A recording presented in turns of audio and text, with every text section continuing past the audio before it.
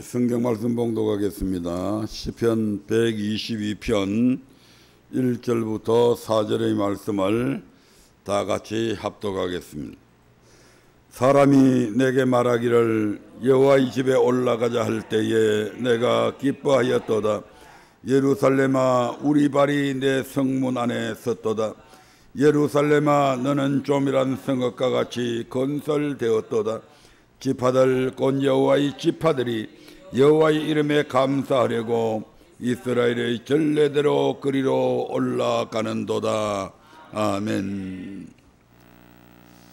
그동안 다윗의 신앙이라는 주제를 가지고 말씀 중심, 기도 중심, 또 성전 중심이라고 하는 말씀을 전한 지가 벌써 약 3개월 가까이 됩니다. 이러한 다윗의 신앙이 단순한 다윗의 신앙으로 끝나면 아무 의미가 없죠. 여기에 성경에 기록해 놓을 이유 자체가 없습니다. 우리 하나님께서 이러한 다윗의 신앙의 모습을 기록해 놓은 것은 이 다윗을 본받아서 너희들이 바로 이러한 신앙의 모습을 갖추라고 우리에게 교훈해 주시는 내용인 줄로 믿습니다.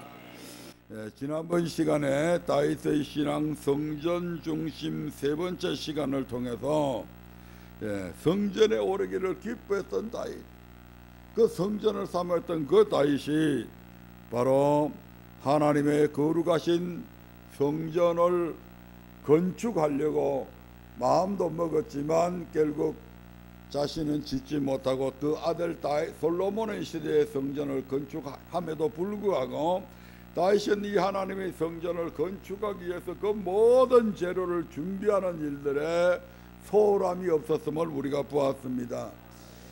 그래서 다윗이 얼마나 성전을 사모했는가를 이를 통해서도 알 수가 있고, 반면에 이렇게 하나님의 성전을 사모하고 하나님의 성전 중심으로 살아왔던 이 다윗에 비해서 여로보암이라고 하는 이스라엘의 왕은 반면에 성전 중심이 아닌 산당 중심, 성전 중심이 아닌 세상 중심으로 살아왔던 것을 대비를 시켜서 말씀을 드렸습니다.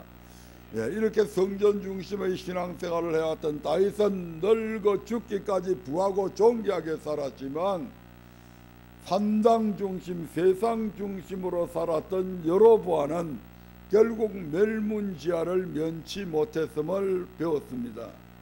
아멘. 그렇다고 한다면 이 사람들의 역사가 오늘 우리의 역사가 될 수 있다 이 말입니다. 우리가 성전 중심으로, 말씀 중심으로, 기도 중심으로 살아가면 우리가 다윗처럼 늙어도 부하고 존귀하게 살다가 죽지만, 그렇지 아니하고 여로보암처럼 살아간다면 우리 또한 여로보암처럼 멸문지하를 면치 못하는 그런 불행한 일들이 일어나게 될 수도 있다는 것입니다.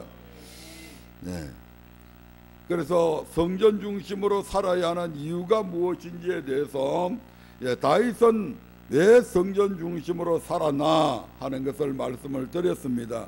그 첫 번째 이유가 바로 성전에는 하나님의 도우심이 있기 때문이라고 말씀을 드렸습니다. 아멘. 그래서 시편 121편 1절부터 2절에 보면 내가 산을 향하여 눈을 돌리라. 나의 도움이 어디서 올꼬? 나의 도움이 천지를 지으신 여호와에게서 온다. 그 여호와는 어디에 계시는가? 바로 산에 계신다. 그 산은 어딘가? 바로 오늘날의 교회라고 하는 것을 말씀을 드렸습니다. 그래서 성전 중심, 교회 중심의 생활은 바로 이곳에 계시는 하나님을 직접 만나는 장소이기도 하고, 그래서 이곳에 와서 무슨 도움을 구하든지 구하게 되면 우리 하나님께서 도로 응답하신다는 것을 말씀을 드렸습니다.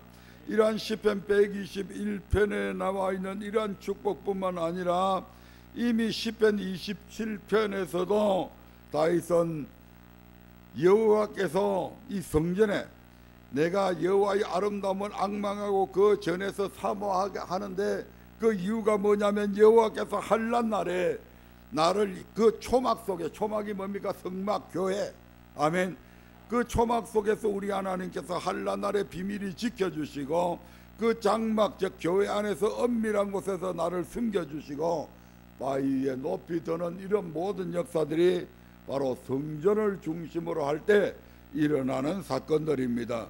그래서 성전 중심으로 살아야 될 첫 번째 이유는 바로 성전에 무엇이 있기 때문에 하나님의 뭐가 있다고요? 방금 이야기했다. 성전에 하나님의 뭐가 있다고요? 도우심이 있다 이 말입니다. 성전에 가야 하나님이 도와주신다. 이거 딱 입력시켜 놓으세요. 성전을 통해 우리 하나님의 도우심이 임한다. 아멘. 두 번째로 우리가 성전 중심으로 살아야 될 두 번째 이유는 세상에서는 음부의 권세를 이길 수 없기 때문에 그렇습니다. 오직 음부의 권세를 이길 수 있는 유일한 장소가 바로 성전이다 이 말입니다.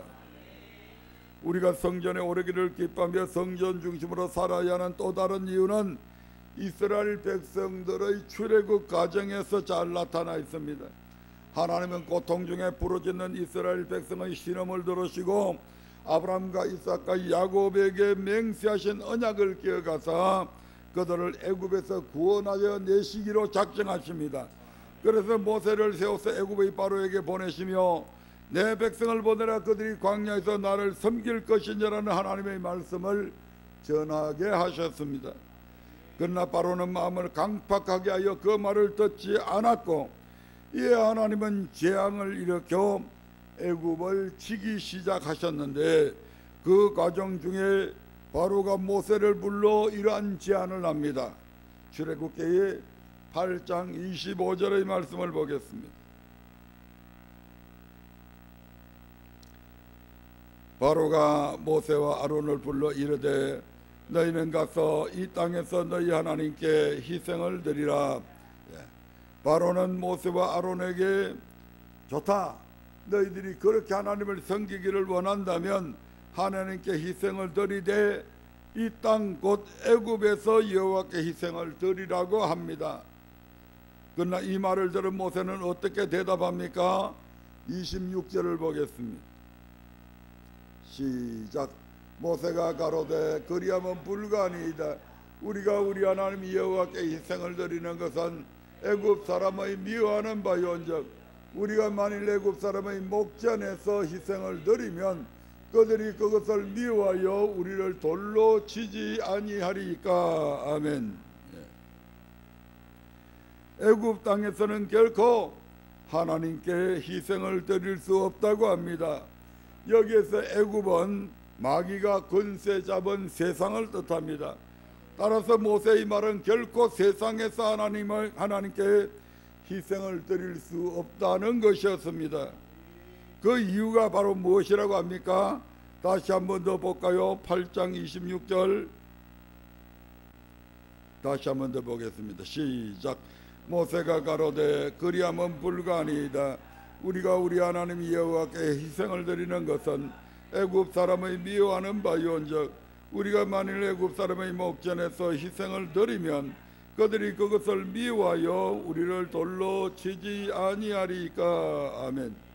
애굽이 세상을 상징한다면 바로와 애굽 사람은 세상 권세 잡은 악의 영, 곧 마귀의 세력을 상징합니다.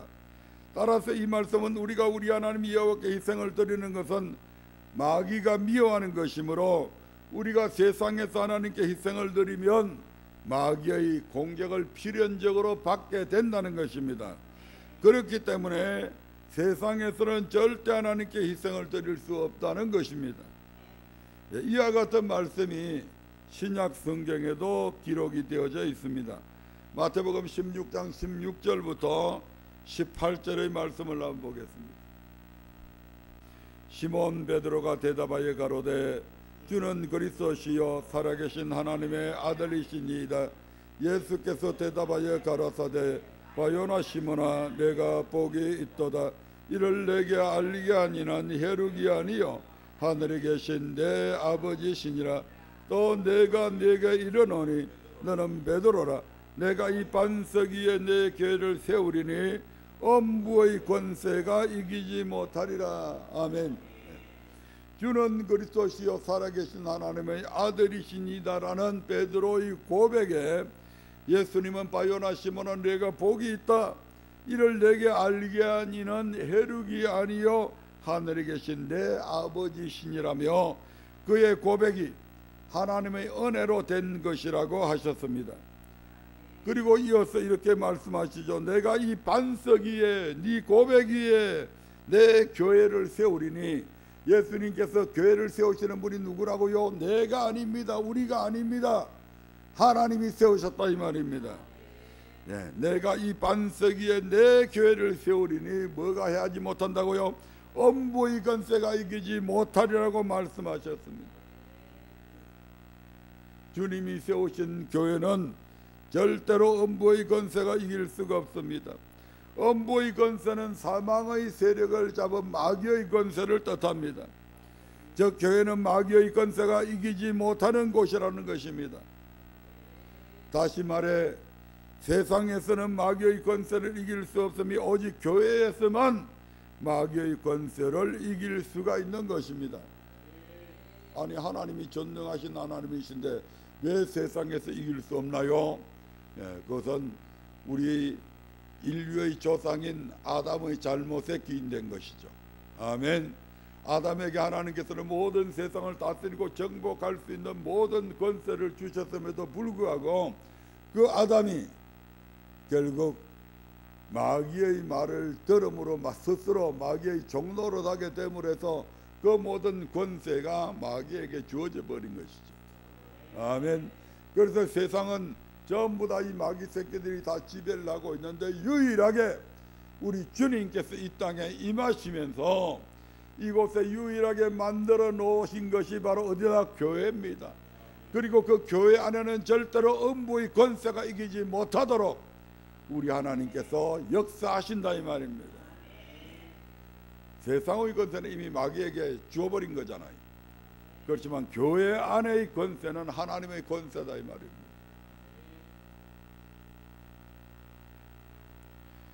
그래서 유일하게 교회만이 마귀의 공격으로부터 보호함을 받을 수 있다는 것입니다.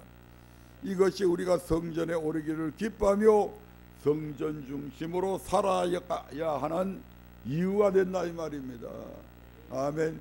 여러분들이 아무리 의지가 강하고 결심을 굳게 세우고 해도 세상에서는 절대 못 이깁니다. 아멘. 세 번째로 우리가 성전 중심으로 살아야 될 이유는 세상에서는 의로운 심령이 상하기 때문에 우리가 성전 중심으로 살아가야 된다 이 말입니다. 아멘. 뭐가 상한다고요? 세상에서는 의로운 심령이 상한다. 의를 행하려고 하는 그러한 마음들이 점점 상해서 부패하게 된다. 그러면 의롭게 살 수가 없는 것이죠. 마귀는 공중권세를 잡은 존재로서 우리로 하여금 육체의 욕심을 따라 살아가게 합니다. 그 대표적인 것이 멸망케 할 이단을 가만히 끌어들여 하나님의 백성으로 호색을 쫓게 만들고 탐심하게 하며 자기 영광을 구하게 하는 것입니다. 아멘. 베드로후서 2장 1절부터 4절에 있는 말씀이죠. 베드로후서 2장에서는 교회 중심으로 살아가지 아니하고 세상에 속하여 살아갈 때에 우리의 믿음이 어떻게 되는지를 잘 보여주고 있는 말씀이 있습니다. 베드로후서 2장 7절부터 8절의 말씀을 한번 보겠습니다. 다 같이 천천히 읽어봅니다. 무부반자의 음란한 행실을 인하여 고통하는 의로운 롯을 건지셨으니 이 의인이 저희 중에 거하여 날마다 저 불법한 행실을 보고 들으므로 그 의로운 심령을 상하니라. 롯은 성경에 의인이라고 기록이 되어져 있습니다. 아멘. 그럴 정도로 롯의 행위는 평소에 뭐했다고요? 의로운 행위였다 이 말입니다. 의롭게 살아갔습니다. 그러나 그가 이제 소돔과 고모라 땅에 거하면서 그 지역에 살고 있는 수많은 사람들의 불법한 행실을 날마다 보고 들은 결과 어떻게 되었다고 합니까? 그 의로운 심령이 상해버렸다고 말씀합니다. 롯은 소돔과 고모라 사람들처럼 그런 불법을 행하지는 않았습니다. 아멘. 남자가 남자로 더불어 하는 부끄러운 그런 일들을 하지도 않았고, 그러나 그들 중에 거하면서 그들의 그러한 불법한 행실을 날마다 보고 들었을 뿐이라 이 말입니다. 날마다 불법한 행실을 보고 들었는데도 불구하고 그 의로운 심령이 상했다. 의로운 심령이 상했다는 것은 하나님의 말씀에 순종할 수 있는 힘이 점점 약해져서 상해버리면 완전히 잃어버리는 것이죠. 제 아무리 믿음이 좋다 해도 세상에 속해서 날마다 세상 사람들이 행하는 불법한 일들을 계속해서 보고 듣다 보면 가랑비에 어쩌다 자신도 모르게 하나님의 말씀을 떠나 불법을 쫓게 된다는 것입니다. 왜 어릴 때부터 아이들한테 양서를 읽으라고 그렇게 얘기를 합니까? 왜 아이들이 하여금 음란한 소설이나 그런 것들을 왜 못 읽게 합니까? 왜 텔레비에 몇 세 이상은 이 영화를 볼 수 없습니다. 왜 그런 걸 관람 불가, 왜 그런 걸 규제해 놨습니까? 아직 성숙되지 않은 그 아이들이 그러한 잘못된 행실을 보고 들음을 통해서 그것이 직접 눈으로 세상 사람들을 보는 거야 어떻게 막을 수가 없겠지만, 적어도 TV나 또는 그런 어떤 영상물을 통해서는 그러한 것들을 아이들한테 접촉을 못하도록 막는 이유가 뭡니까? 그러한 것을 퍼뜨리는 자들을 감옥살이 시키는 이유가 뭡니까? 그것이 아이들의 심령에 심대한 영향을 미치고 그러한 잘못된 그러한 음란한 행실들을 보고 들음을 통해서 그 어려운 마음들이 상하여서 어릴 때부터 악을 행하기에 발빠른 그러한 자들로 만들어가기 때문에 정부를 통해서도 규제하고 있는 거다 이 말입니다. 그걸 세상 사람들도 아는 그런 일들을 우리 하나님께서 왜 모르시겠냐 이 말입니다. 너희가 저 불법의 행실을 보고 듣게 되면 반드시 너희들이 어려운 심령이 상하게 되어 있다. 하나님이 어떻게 그걸 모르시겠냐고요.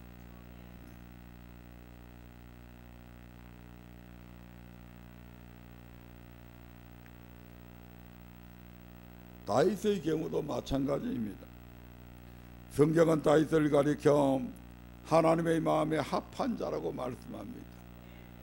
그런 다윗도 결국 잘못된 것들을 볼 때에 그러한 불법한 행실을 하게 되잖아요. 의로운 심령이 그 순간 사라져 버렸다 이 말입니다. 사도행전 13장 22절부터 한번 보겠습니다. 사도행전 13장 22절입니다. 같이 읽겠습니다. 폐하시고 다윗을 왕으로 세우시고 정가에 가라사대 내가 이새의 아들 다윗을 만나니 내 마음에 합한 사람이라 내 뜻을 다 이루게 하리라 하시더니 아멘.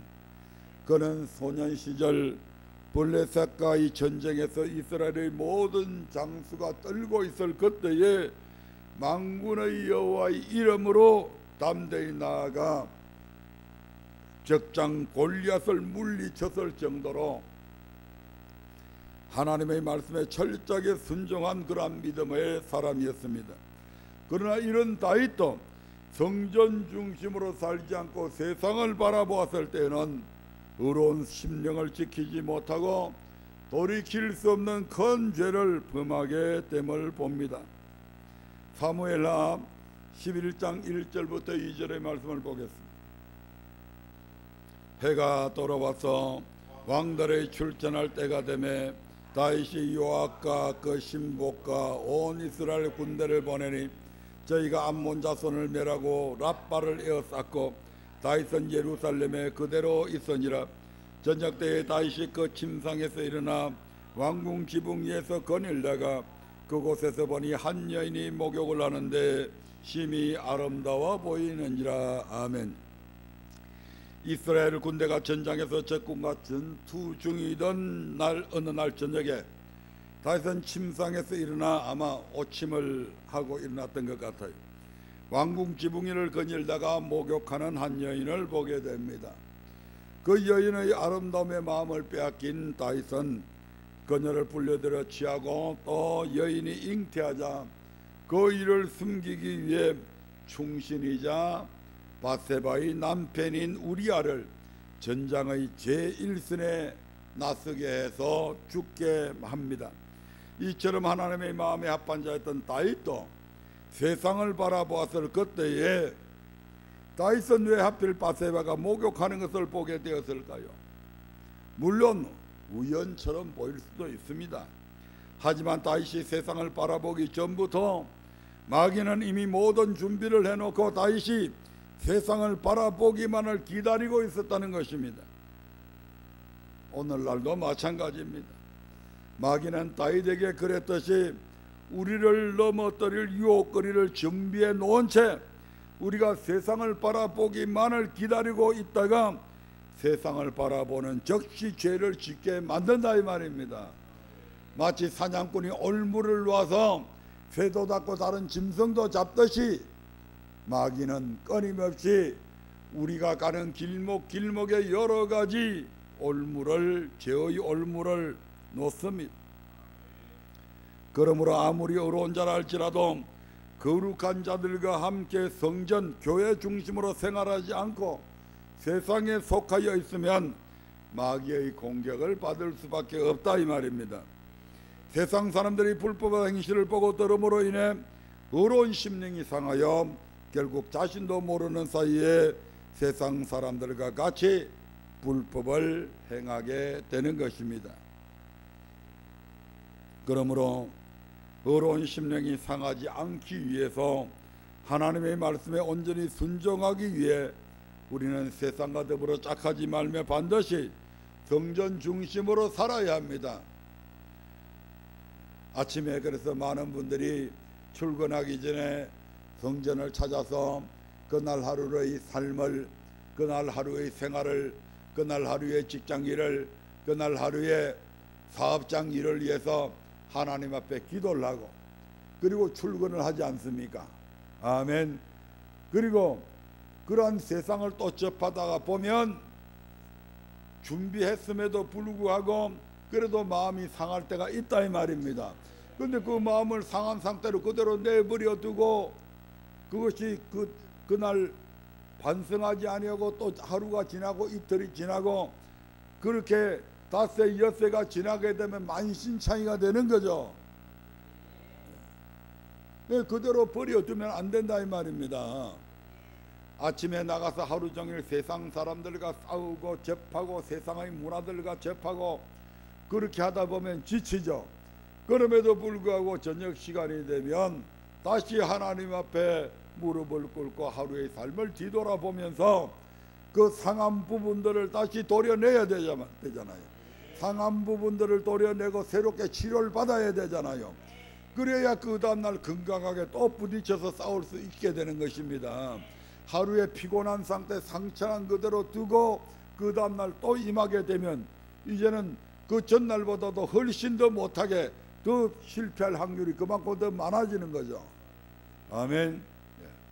그래서 우리가 날마다 세상에 나가서 살기 때문에 날마다 또한 성전을 찾아야 될 이유가 있다 이 말입니다. 다윗은 자신의 실수를 통해 이를 철저히 깨달았기에 사람들이 성전에 오르자고 할 때에 기뻐하였으며 생전에 여호와의 집에 가여 여호와의 아름다움을 앙망하며 그 전에서 사모하게 해달라고 기도한 것입니다. 지금 우리는 다윗처럼 성전 중심의 신앙으로 살아가고 있냐 이 말입니다. 아니면 여로보암의 악을 쫓아 자신의 유익을 위해 세상 중심으로 살아가고 있는지 우리 스스로에게 자문해 보시기를 바랍니다. 우리는 반드시 여로보암의 악을 떠나 성전을 사모한 다윗처럼 성전 중심의 신앙으로 살아가야 합니다. 그리할 때 다윗과 같이 넉도록 구하고 존귀한 삶을 누리게 될 것입니다. 이제 다윗의 신앙 이야기를 종합해서 말씀을 하고 끝내도록 하겠습니다. 다윗의 신앙 이야기를 종합하면 내 마음에 합한 사람이라. 아멘. 이는 믿음의 사람 다윗의 삶 전체를 한마디로 평가하는 말입니다. 누가 평가했다고요? 하나님께서 그렇게 평가하셨다 이 말입니다. 다윗이 어떠한 삶을 살았는지, 그의 삶을 하나님께서 얼마나 흡족히 여기시며 기뻐하셨는지 이 한마디를 통해서 우리가 알 수가 있습니다. 물론 그 가운데 그 과정 속에 실수도 있었고 잘못도 있었지만 전체적으로 종합적인 평가에서 볼 때에 다윗은 하나님의 마음에 합한 사람이었습니다. 다윗은 하나님의 말씀을 생명으로 알아서 그 어떤 상황 속에서도 말씀이면 순종하였을 뿐만 아니라 자신을 단련하여 진리 중에 거하기를 힘썼던 그런 말씀 중심의 사람이었습니다. 또한 무슨 일을 만나든 어떤 상황에 처하던 매사에 하나님의 뜻을 먼저 구하고 기도로서 하나님의 도우심을 간구하였던 기도 중심의 사람이었습니다. 그리고 하나님께서 거하실 성전을 건축하고 싶은 간절한 그 간절함에 모든 것을 힘써 준비하였으며 사는 날 동안 그 어떤 일보다 성전에 오르기를 기뻐하였던 성전 중심의 사람이었습니다. 아멘. 예, 다윗이 이러한 삶을 살았는데 신약 시대에 와서 예수님께서는 이 다윗이 이렇게 살아온 삶을 딱 압축을 해서 우리 주님께서 이렇게 말씀하신 말씀이 있습니다. 바로 예수님께서는 마태복음 24장 16절부터 18절에서 마지막 시대에 있을 환난을 이기는 방법을 바로 이 다윗이 살아갔던 그 삶대로 살면 네가 어떤 환난도 이길 수 있다고 우리에게 교훈하고 있는 내용이죠. 아멘. 마태복음 24장 16절의 말씀을 한번 보겠습니다. 마태복음 24장 16절입니다. 같이 읽어봅니다. 시작.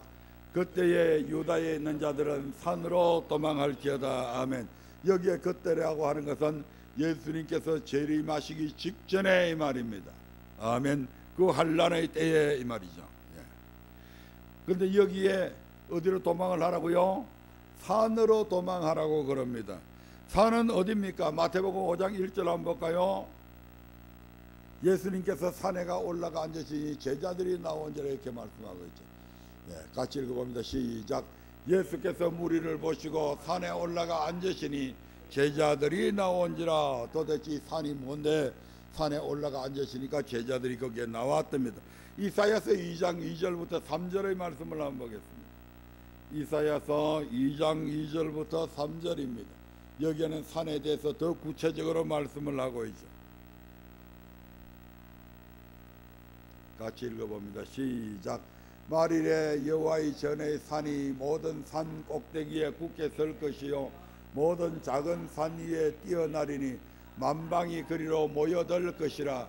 많은 백성이 가며 이르기를 오라 우리가 여호와의 산에 오르며 야곱의 하나님의 전에 이르자. 그가 그 도로 우리에게 가르치실 것이라. 우리가 그 길로 행하리라니 이는 율법이 시온에서부터 나올 것이요 여호와의 말씀이 예루살렘에서부터 나올 것임이니라. 아멘. 산은 하나님의 말씀이 선포되어지는 곳이다. 그 하나님의 말씀이 선포되어지는 것이 신약 시대에 와서 어디라고요? 바로 교회다 이 말입니다. 아멘. 그래서 산은 교회다. 그래서 마지막 시대에 우리가 환난을 이길 수 있는 첫 번째 방법이 무슨 중심으로?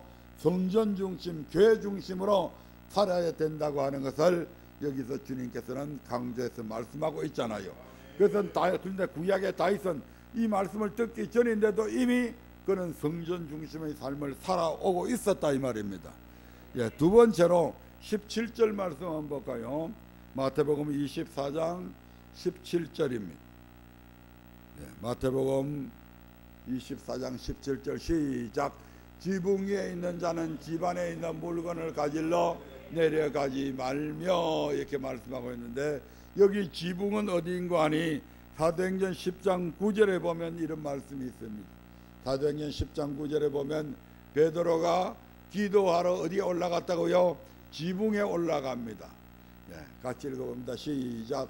이튿날 저희가 행하여 성에 가까이 갔을 그때에 베드로가 기도하려고 지붕에 올라가니 시간은 제6시더라. 아멘. 지붕에 올라갔다. 지붕 그러면 이제 우리나라 사람들은 보통 비슷한 지붕을 많이 생각하잖아요. 기아 지붕 이런 식으로. 근데 요즘은 이제 슬라브 지붕들이 많이 생겼죠. 근데 이스라엘은 그때부터도 슬라브 지붕이었습니다. 그러니까 이 지붕은 바로 많은 곳이다. 기도하러 올라가는 장소였다. 기도하는 곳이었다. 그래서 바로 예수님께서는 너희들이 환난을 이기는 두 번째 방법은 바로 지붕에 올라갔냐는 무슨 물건 가지러 간다고 사소한 일 때문에 밑에 내려가지 마라. 기도를 끊지 말고 계속해서 열심히 기도해라 이 말입니다. 지붕에서 내려오지 말라. 영 안 내려오면 안 되겠죠. 하지만 지붕에 올라가라. 지붕에서 사소한 일들 때문에 내려가서 뭐 이것저것 하고 그렇게 하지 마라 이 말입니다. 기도할 때는 기도에 집중해라 이 말이죠. 그래서 기도 중심의 삶을 살기를 원해요. 세 번째 18절 마태복음 24장 18절을 보겠습니다. 환난을 이기는 세 번째 방법. 시작. 밭에 있는 자는 겉옷을 가질러 뒤로 돌이키지 말지어다. 아멘. 밭은 뭐 하는 곳입니까? 누가복음 8장 11절이나 그 다음에 마태복음 13장 18절부터 23절에 보면 밭은 바로 씨를 뿌리는 곳이잖아요. 아멘. 씨는 뭐다? 하나님의 말씀이다. 씨는 말씀입니다. 그래서 밭은 씨 뿌리는 곳인데 그 씨는 바로 하나님의 말씀의 씨를 뿌리는 곳이다 이 말입니다. 그래서 밭의 말씀 중심으로 살아가라. 그렇게 살아가면 이 모든 환난을 이길 수 있다는 것입니다. 그런데 다윗은 이미 이러한 삶으로 환난을 이기고 하나님은 이런 다윗에게 넉도록 부하고 존귀한 삶을 허락하셨습니다. 믿음의 백성이라면 누구나 다윗이 누렸던 것과 동일한 복을 받기를 원할 것입니다. 그러나 모두가 다윗과 같은 믿음으로 신앙생활을 해 나가지는 않습니다. 여기에 문제가 있는 것이죠. 또 어떤 사람들은 다윗처럼 말씀 중심, 기도 중심, 성전 중심으로 행하지도 않으면서 다윗에게 허락된 복만 간절히 구하는 이들도 있습니다. 하지만 우리는 반드시 기억해야 됩니다. 다윗과 같이 넉도록 부하고 존귀한 삶을 살다가 하나님의 품에 안기는 복을 누리기 원한다면 반드시 다윗의 신앙을 본받아 그 길을 따라가야 한다 이 말입니다. 바로 저와 여러분들이 그 축복의 주인공들이 되시기를 주님의 이름으로 축원합니다. 다 같이 기도하겠습니다.